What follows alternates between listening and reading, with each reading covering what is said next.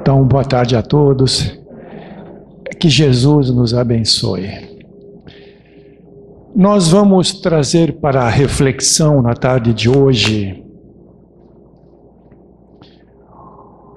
uma colocação da obra Paulo e Estevão, do Espírito Emmanuel, pela psicografia do Chico Xavier, mas um trecho que nos diz muito e que retrata muitas situações que nós estamos vivendo no hoje. Inclusive, o Chico Xavier, ele sempre dizia que esta obra, Paulo e Estevão, foi a melhor obra literária que ele tinha trazido pela psicografia. E, na realidade, vem mostrar a caminhada de um espírito muito imperfeito, que era Saulo de Tarso, perseguidor de cristãos, condenou Estevão à morte por apedrejamento, extremamente orgulhoso, então tinha todos os defeitos, e era contrário ao Cristo, porque ele ainda era adepto da lei, olho por olho, dente por dente. E Cristo tinha vindo com a lei do amor. Então ele perseguia todos os cristãos. Mas no encontro com o Cristo em Damasco, nas portas do deserto de Damasco, que ele se transforma, que ele se modifica, que ele larga as velhas crenças e que aceita seguir a Jesus. Então, antes ele tinha o seu nome de Saulo, né? E depois que ele conheceu Jesus, passou então a adotar como Paulo.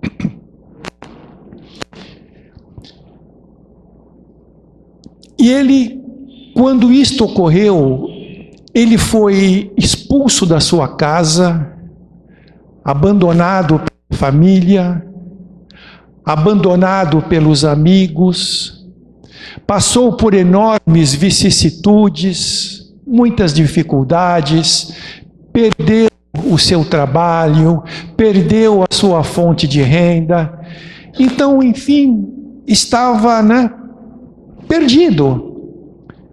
O seu mestre espiritual, Gamaliel, tinha voltado já à vida espiritual.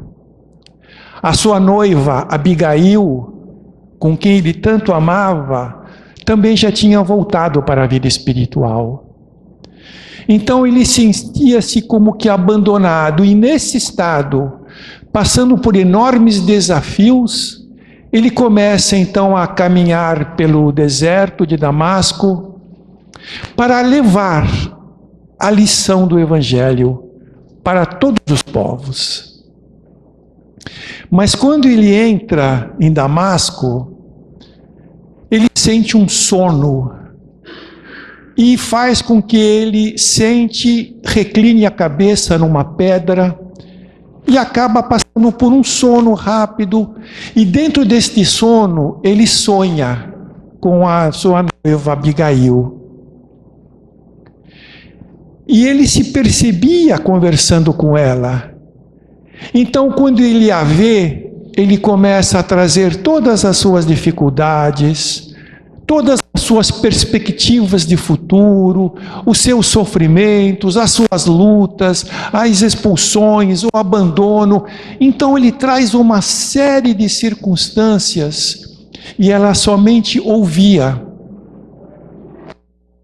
E depois que ele explanou tudo o que precisava, então ela trouxe a ele 4 verbos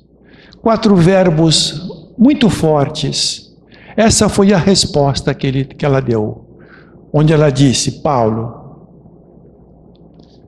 ama, trabalha, espera, perdoa.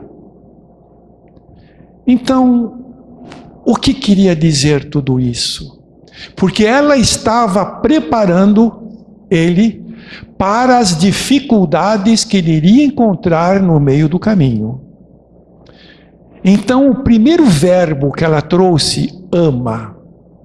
E por que ela colocou como primeiro verbo?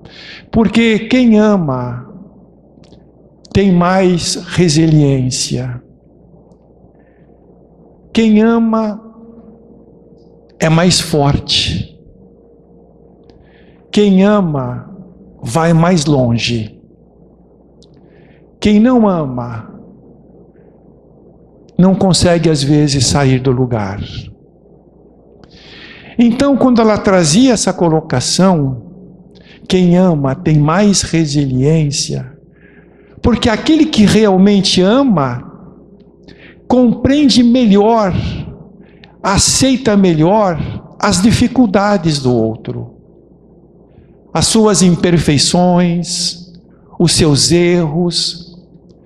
Quem ama tem um outro olhar para a pessoa, é mais tolerante, tem mais compaixão com as suas falhas, suas dificuldades.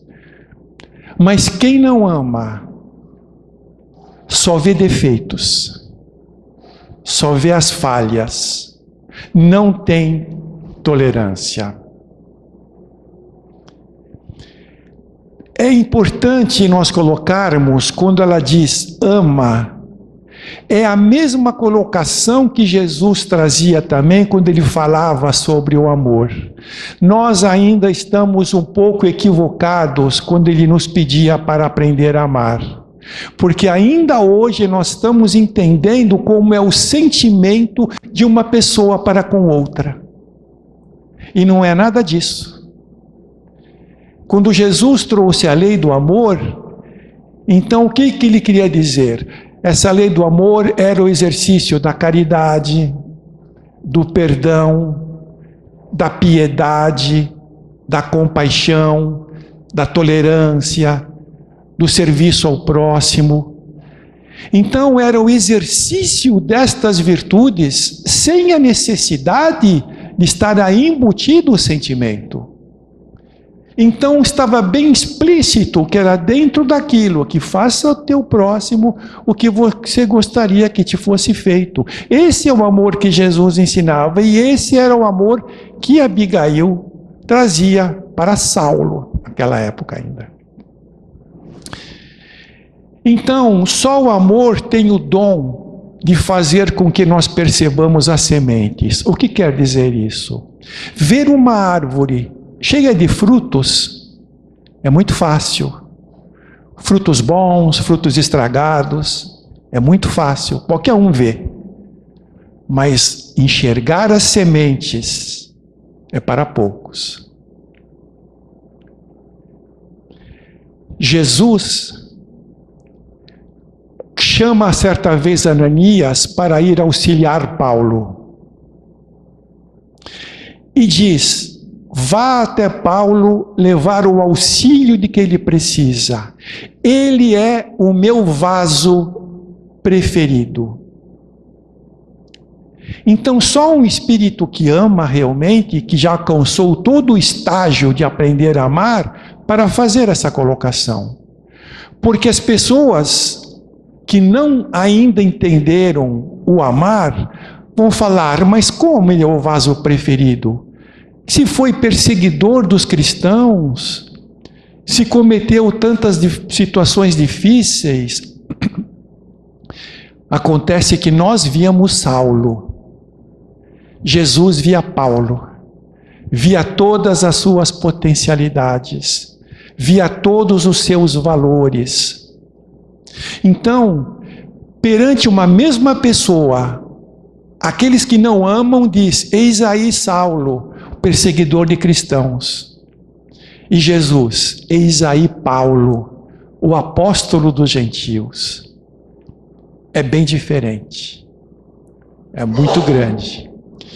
Então, aquele que só ama na superficialidade, só vai ver os defeitos, só vai ver as imperfeições. E nós estamos passando por um momento da transição planetária muito desafiador. A transição, ela começa a alcançar níveis já mais difíceis. E nós percebemos isso quando você olha, e isso também faz parte dessa transição, tanta violência que está aí no mundo. Quantos crimes, quanto radicalismo, fundamentalismo, quantos vícios, quantos modismos doentios, quantas ações que nos chocam por vezes. Então, por que ela nos pedia para o Paulo? Ama. Porque este momento da transição é o momento que nós temos que aprender a amar. Porque aquele que não ama não está sentindo-se confortável nessa transição planetária. E aí, será que nós temos uma cota suficiente de amor para estes momentos?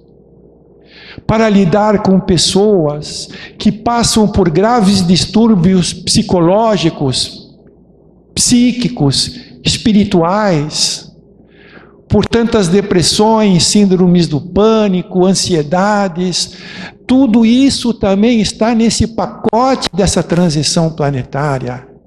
Então, será que nós temos uma cota de amor para lidar com pessoas tão desorientadas espiritualmente no mundo? Porque quem ama está imunizado espiritualmente. E aquele que não ama sente então essa dificuldade para superar essas situações. Então ela orientava para que ele cultivasse esse amor. E depois ela traz o outro verbo, trabalha.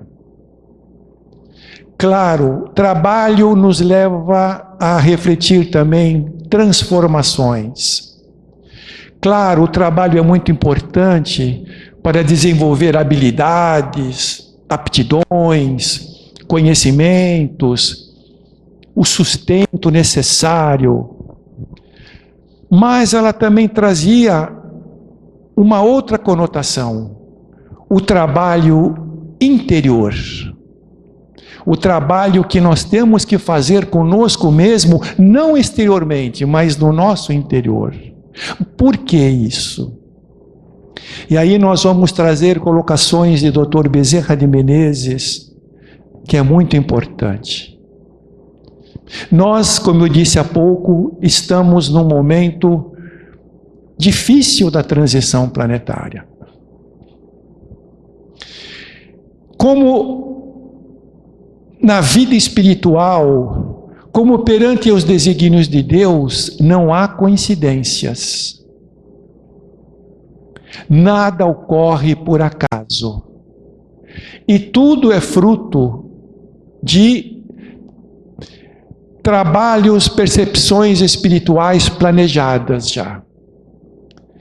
Nós estamos neste momento da transição. Se não é coincidência, neste momento mais crucial, nós estarmos encarnados aqui. Não é coincidência. E o que Dr. Bezerra diz a respeito disso? Nós, perante as nossas necessidades, esperamos muito de Jesus ao nosso auxílio. Mas justo é que Jesus espere algo de nós também. Porque nos momentos mais difíceis que a transição vai caminhando, inúmeras pessoas de outras partes do mundo estarão vindo para o Brasil.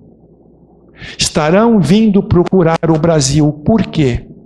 Porque elas estão sedentas, e vai chegar a essa conclusão, sedentas do Evangelho, necessitadas de um consolo, de uma esperança nova, que só o Evangelho nos traz. E aqui é onde o Evangelho conseguiu florescer. É onde o Evangelho expandiu a sua ação. Por isso, o Brasil não vai ser a pátria do Evangelho, ele já é a pátria do Evangelho, com todas essas imperfeições que estamos percebendo no mundo. Então o plano espiritual espera muito de nós, numa parceria com a espiritualidade, no levar o socorro, o auxílio a quem precisa. Mas por que ela disse trabalha? Porque nós podemos doar somente aquilo que nós temos. Nós não podemos doar aquilo que nós não temos. Como que eu vou falar de amor para alguém se eu não tenho amor para comigo mesmo? Como eu vou falar em respeito para alguém se eu mesmo não me respeito? Não respeito meus pais? Como eu vou falar de paz se o meu interior é um barril de pólvoras? Então, ela dizia, trabalha porque adquirir essas virtudes para auxiliar. E temos que fazer um trabalho. E o Dr. Bezerra fala, Jesus já tinha estagiado no mais alto grau da sua perfeição. E como o trabalho remete à transformação, olhemos a Jesus, que perante ao vulgo comum via aqueles pobres pescadores. Mas ao olhar de Jesus, ele os transformou de pescadores a pescadores de almas. Transformou Saulo em Paulo. Transformou Madalena, ex-obsediada, numa virtuosa colaboradora do Evangelho. Transformou dor em regozijo, lágrimas em esperanças, frustrações em fé renovada. Então ele trouxe uma série de transformações e fez uma transformação mundial. E aí Dr. Bezerra nos alerta, e nós, desde que adentramos os conhecimentos da doutrina espírita, quais transformações foram realizadas no nosso interior? Como estamos perante essas transformações necessárias? Porque como eu vou ter que auxiliar, e isso a espiritualidade conta conosco, então eu preciso fazer esse trabalho interior, desenvolver amor, compaixão, tolerância, para que eu possa doar a quem precisa. Então este é o nosso grande desafio. Este era um desafio que ela também trazia para Paulo. E aí ela coloca, espera. O esperar é quando nós vamos concluir algum tipo de evento, alguma situação, onde nós já fizemos tudo que podia ser feito e usamos todos os recursos possíveis. Então, perante a uma situação que você vai desenvolver, se você já desenvolveu tudo, a única condição é esperar os frutos disso. É que nem um agricultor, ele ara a terra, lança sementes, irriga a terra, o adubo, fica atento nas podas, nas pragas, vai controlando, fazendo o seu melhor para que possa frutificar algo positivo. Então ele espera, porque fez tudo o que tinha que fazer. Mas ele não tem o controle do sol. Ele não tem o controle das chuvas. E assim é a nossa vida. Nós temos o nosso tempo, a nossa ação, mas dentro de tudo isso, há o tempo de Deus, há o tempo da própria vida, onde nós não podemos, de alguma forma, interferir.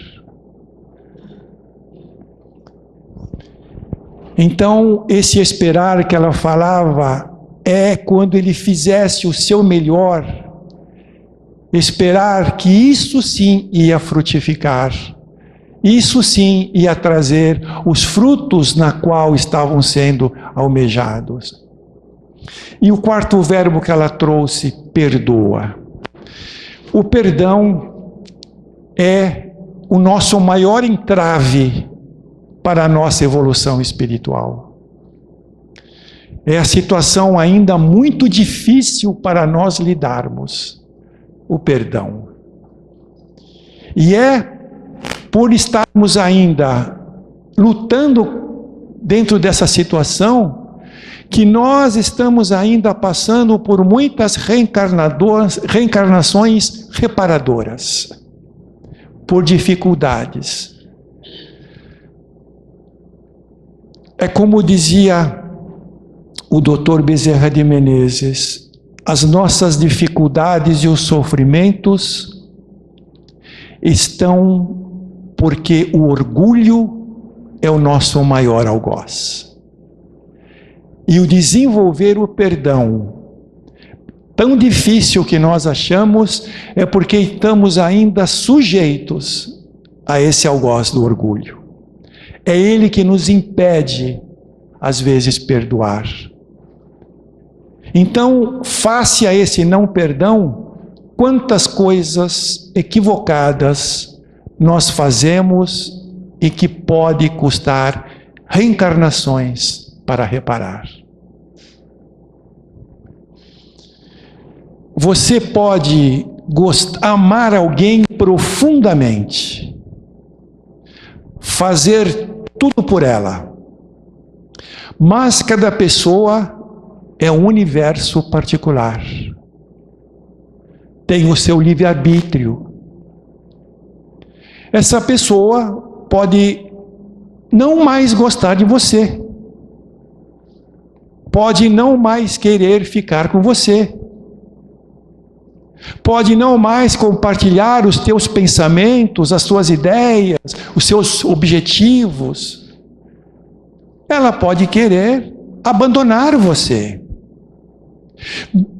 Teremos, às vezes, outras situações que nos ferem de outras circunstâncias, que nos chegam e nos trazem uma dor profunda. E aí, nós vamos amargando o quê? Mágoas, rancores, ódios, desejos de vingança. Nós vamos atraindo tudo isso para nós e vamos construindo um sentimento bem deteriorado, porque nós fomos extremamente feridos. Fomos abandonados ou nos feriram muito, muito, que nos machucou profundamente. Então, qual é a solução? Perdoar. Mas perdoar não é esquecer, porque esquecer é Alzheimer. Esquecer é amnésia. Perdoar é quando você começa a se respeitar. Quando você olha para si mesmo e diz: não vou mais me permitir a sofrer. Não vou mais me permitir que tais circunstâncias continuem me ferindo. Não vou mais permitir que a dor venha embaraçar a minha vida. Porque aquele que te feriu é como que ele colocasse uma algema no seu braço, no braço dele, e essa pessoa colocasse uma algema no seu braço. Vocês estão presos. Cada um braço num elo da algema. Por que estão presos? Porque um é o que prejudica. O outro é o prejudicado que não perdoou. Então, quando isso ocorre, o que os nossos olhos físicos não veem? É que entre um e outro cria-se laços fluídicos de mente a mente, imperceptível ao olhar. E por esses laços transitam vibrações trocas vibratórias de mágoas, de ódios, de rancores.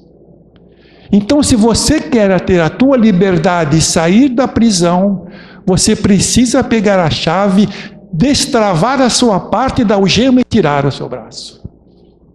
Você está livre. Você tirou o seu braço da algema. Você não pode tirar o da pessoa. Somente ela pode tirar o dela. Mas se ela continuar ainda com a algema no braço dela, já assumiu responsabilidades perante as leis de Deus. Já está fazendo um plantio de uma colheita que poderá lá na frente ser mais amarga. E tudo aquilo que ela fez, a vida vai lhe retribuir no momento oportuno. Então, o perdão é mais uma atitude nossa. É uma atitude de nos libertarmos de tudo isso. Nós não podemos acumular tanta mágoa, rancor e ódio no coração. O coração não aguenta. Ele vai falir. E olha como a coisa é difícil. Quando um evento nos atinge, que nos fere muito, uma atitude, algo que nos feriu, as consequências disso nos doem muito mais. Alguém fez algo muito terrível com você, mas as consequências desses atos te trouxeram situações muito mais dolorosas. Porque a ofensa, ela tem começo, meio e fim. Agora, aquilo que a gente guarda de nós, em nós, mágoas e rancores, pode durar por séculos. Às vezes aquela ofensa já acabou séculos atrás. E você ainda conserva aquilo, porque você desencarna, volta, às vezes desencarna de novo, volta, e está trazendo no seu íntimo, do seu espírito, aqueles sentimentos que foram conquistados há épocas atrás. Você vem para drenar esses sentimentos na nova vida. E é tão real isso que nós percebemos nos trabalhos de desobsessão.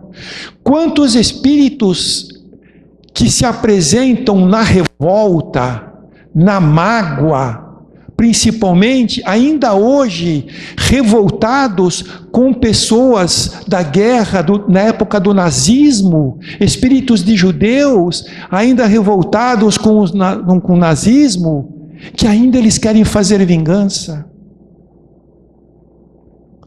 Quantos espíritos se aparecem nas reuniões de desobsessão, querendo vingar alguém encarnado, porque esse alguém encarnado foi seu algoz na Inquisição. Olha quanto tempo foi a Inquisição.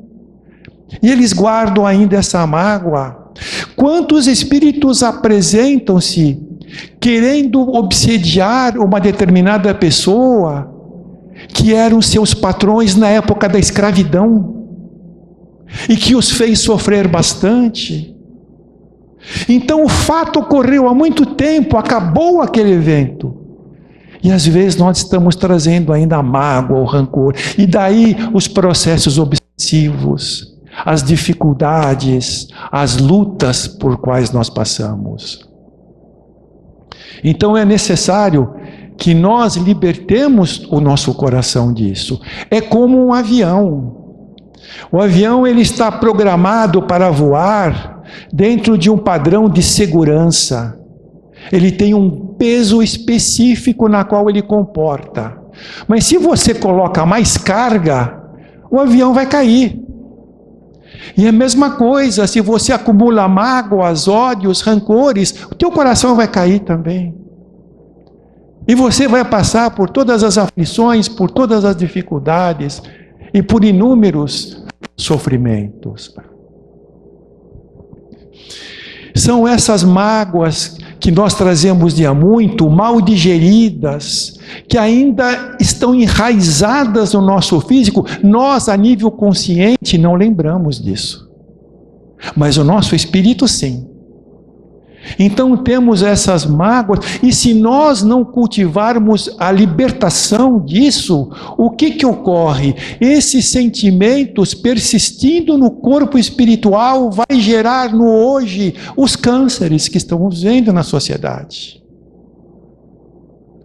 O ódio é um processo de suicídio, e nós desconhecemos isso. Por que o ódio é um suicídio? Porque quando o nosso corpo espiritual une-se ao nosso corpo físico, ele tem os seus laços. Então esses laços são ligados nos nossos principais chakras. E como esses laços são aí imantados? Através de campos energéticos. E esses campos energéticos que imantam o laço espiritual ao físico, esses laços, eles trazem o nosso tempo de validade aqui na vida. O nosso tempo de duração, porque nós chegamos do mundo espiritual com um determinado tempo de vida para aqui passar. Então a energia que liga espírito e físico está dentro desse prazo. Por vezes ela é um pouco renovada pelo sol, pelo ar, pela água, pela alimentação. Mas quando eu cultivo o ódio, o que ocorre? O ódio, ele é uma vibração tão pesada, tão cáustica, que ela queima essas energias que imantam o corpo espiritual ao físico. Queima. Ela vai queimando e os laços vão se afrouxando. Os laços vão se soltando. E se não houver uma mudança de comportamento, de sentimento, libertam-se o desencarne. E às vezes a pessoa volta dentro disso, fora do tempo, porque as energias foram queimadas. E aí chega no mundo espiritual como suicida inconsciente, assumindo a responsabilidade disso tudo. Então olha a importância do perdão para que você acumule coisas melhores. Então quando você perdoa alguém, você não está dando um presente para aquela pessoa. Você está dando um presente para você mesmo. Você está encontrando o seu caminho da libertação. É muito importante que nós tenhamos essa consciência. Então tudo isso Abigail trazia para Paulo, porque ela sabia as dificuldades que ele ia enfrentar. E ele passou por perseguições, apedrejamento, foi preso várias vezes. Fizeram muitas situações que o feriram profundamente, mas ele tinha mentalizado aquelas colocações: ama, perdoa. Então ele foi melhor lidando com aquilo. Se Paulo não tivesse aprendido a amar e a perdoar, o Evangelho de Jesus não teria sido divulgado totalmente. Porque Paulo foi o maior divulgador do Evangelho depois de Jesus. Então você imagine se o Paulo fosse perder tempo em vingando-se daquelas pessoas, entrando no mesmo clima de ódio e de rancor. O seu coração não aguentaria. Ele não conseguiria levar avante os projetos do Evangelho. E como nós perderíamos com isso tudo? Então foi esse seu esforço. E dentro disso, quando ela deu a colocação, o trabalha, a sua transformação íntima, ele consolou muitos, ele orientou, ele amou muitas pessoas, construiu igrejas, escreveu as famosas epístolas. Então ele fez tudo de bom, adotou pessoas. E tudo isso estava naqueles 4 verbos: ama, perdoa, trabalha. Mas essas orientações que Abigail trazia ao Paulo, não era especificamente para Paulo, é para nós também. Serve para nós também. Porque Paulo entrou no deserto de Damasco para levar o evangelho de Jesus. E nós estamos entrando no nosso deserto de Damasco, perante as lutas da transição que poderemos estar enfrentando. Às vezes, as pessoas falam assim, mas não é nessa vida que eu vou aprender a perdoar, que eu vou aprender a fazer isso ou aquilo, a nível de conquista espiritual. Não é nessa vida que eu vou fazer isso. Eu vou deixar para outra encarnação. E aí nós perguntamos, haverá tempo? O próprio Evangelho diz que nós somos os trabalhadores da última hora. Oportunidades escasseando.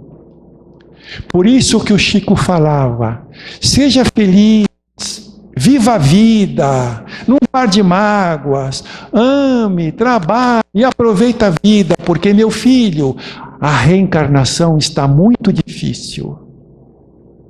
E nós sabemos que há uma fila enorme de espíritos tentando reencarnar, mas não estão conseguindo por enquanto, porque são muitos os que buscam essa condição. E Paulo exerceu a sua função da melhor forma possível. E no seu desencarne, ele foi decapitado, mas não sofreu absolutamente nada, nenhuma dor.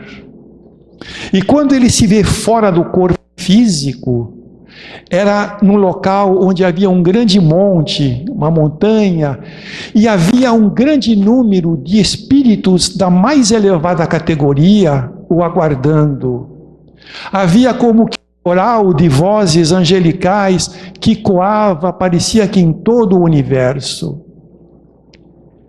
As pessoas que moravam naquela região, os olhos físicos não alcançavam, nem percebiam a beleza que estava tendo naquele momento em cima daquele monte. E aí Paulo vê como que 3 esferas altamente luminosas, que vêm numa grande velocidade, vindo como do céu para cá. Uma velocidade muito grande, um colorido muito bonito, elas vêm. E quando vão chegando perto de Paulo, elas vão perdendo a força, 2 esferas quase que aladas e uma mais atrás. E quando a primeira esfera chega próximo, materializa-se o espírito da sua noiva Abigail. Onde então eles se abraçam e aquele momento de felicidade. E da outra esfera, quando chegou próximo, Estevão se materializa. Então Paulo esperou 43 anos para pedir perdão a Estevão por tudo aquilo que ele tinha feito. E aí vinha outra esfera posando bem suave. E quando ela chega próximo, se materializa Jesus. E ele demorou todo esse tempo para agradecer a Jesus. Então, essas colocações estão tão válidas para os dias de hoje. Ama, trabalha, espera e perdoa. Aquele que busca essa condição está mais preparado para enfrentar a transição planetária. Aquele que busca esta condição, como eu disse no começo, tem uma imunidade espiritual muito grande. E, dentro dessas situações todas, esse convívio mais amplo com a espiritualidade, que nós precisamos fazer uma parceria, e é o que se espera no mundo espiritual, o mundo espiritual e o mundo físico, estarmos unidos num trabalho, progresso da nossa evolução. Então nós somos hoje como Saulos espirituais a caminho de Paulo. Está tudo nas nossas mãos. A nossa transformação, as nossas modificações e o que precisamos fazer. Então eu agradeço a todos vocês pela atenção, muito obrigado e que Jesus nos abençoe.